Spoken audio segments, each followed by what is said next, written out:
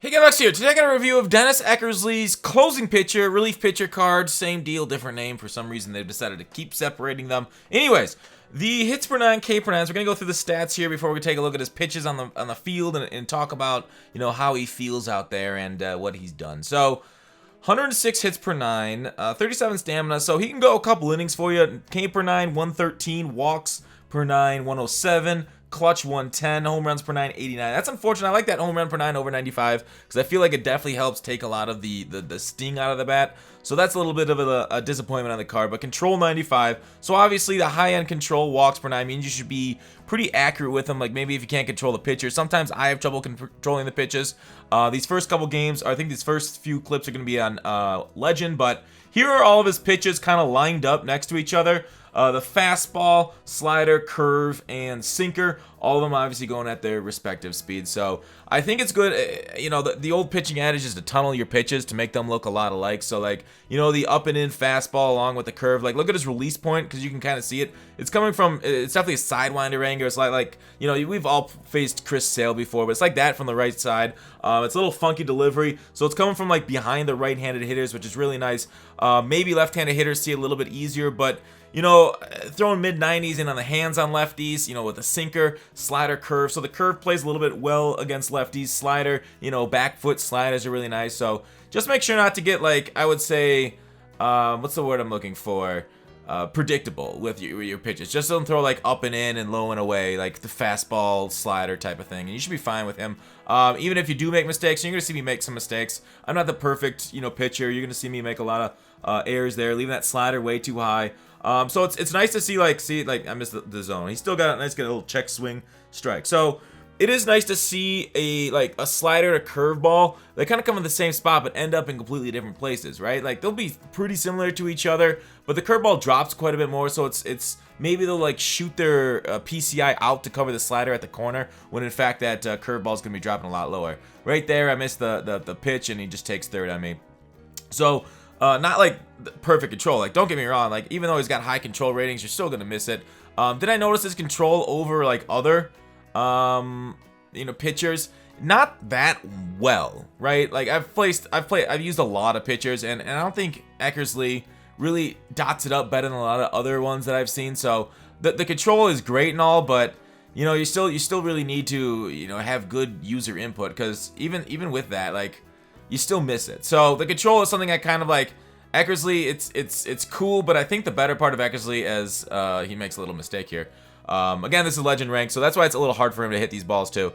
But Eckersley, I think what was I talking about? The best part about him is not necessarily the control; it's the break on the pitches. It's kind of like the ability to kind of throw from the side like the Chris Sale type and kind of make it slide like the horizontal movement.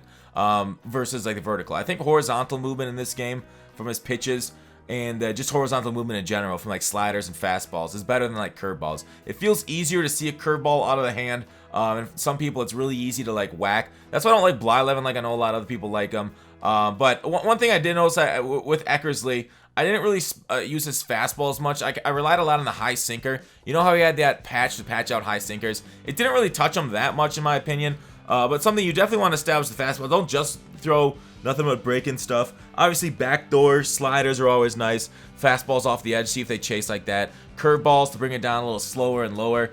Breaks a little bit more. So that was like a perfect type curveball because if you're looking for slider in that, you're going to be a little bit ahead. And like I said, like up and in sinkers, he went for it because it's coming in so fast at him. But like up and in sinkers are great, but then you throw a fastball above the zone so they're swinging at a ball. Usually that does a pretty good job at getting them out there. So definitely mix him. He's got a great 4-pitch mitch though. Like there isn't many other pitches I'd want. Like these are like the perfect 4 for Eckersley, and is because you got a kind of a vertical break, a horizontal break. Although the vertical curveball does break a bit horizontally, as you see, the sinker kind of gets like an arm side run along with a 4-seamer that goes 95, gets up to 97.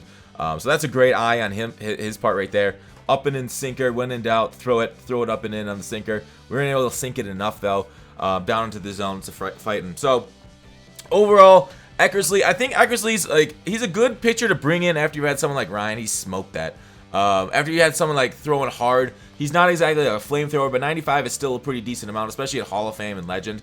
Like I don't do these reviews on All-Star because that just it doesn't feel like anything really matters, right? Like guys with 60 home run power it can pop it over the fence as easy as guys with 100.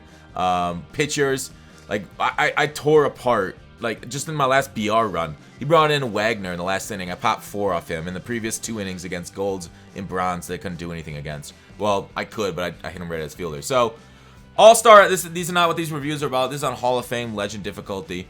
But like for those Hall of Fame Legend difficulties, as long as you're not hanging pitches, I think you got a pretty good reliever here. And again, like I said, make sure and bring him in after like a flamethrower, whereas like if you have somebody that kind of is like a soft tosser, I don't know if you have a Cliff Lee on your mound or something like that, maybe bring in somebody like Rob Nen right after that if you got him, or a flamethrower, a Fernando Rodney type, and then maybe bring back with the Eckersley. So kind of like mix up their timing for each of your pitches through and through. But I think Eckersley, for somebody who's more of like, I consider like more of a finesse type of guy, control, accuracy, and kind of pitch mix, I think he's still very solid for your bullpen. Would I rather have him or Hoffman? It's hard to decide because Hoffman doesn't cost anything, whereas Eckersley does go on the market. So in that sense, I guess Hoffman. But if I had to choose between 1 or 2 in the bullpen, I think I'd rather have Eck than Hoffman, because everybody's kind of been hitting Hoffman a little bit. They kind of sit on that low change. It's just kind of like his biggest thing to offer. Although Hoffman does hit